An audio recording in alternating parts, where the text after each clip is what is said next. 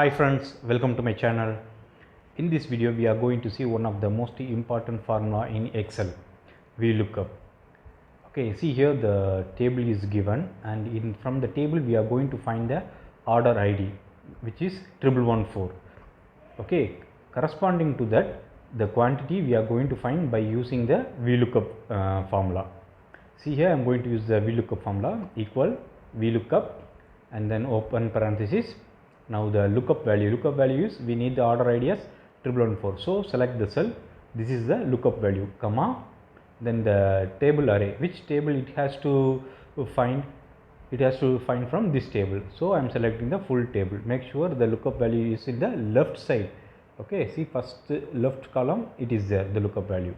Then comma, and then the column index. Column index is, see here, there are 4 columns are there. We want the column quantity column.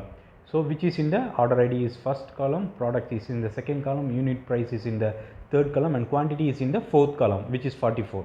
Okay, so fourth column. So I am mentioning the column index is 4, comma. Next option is, there are 2 options is there, true or false. True means approximate match will be given. False means exact match. Always select the false. Okay, false, or mention 0 instead of false. Close parenthesis, so that we need the exact match. Close parenthesis and enter, we will get the value corresponding to that order ID 1114. What is the value as a quantity? 44. That quantity 44 we have received as a output.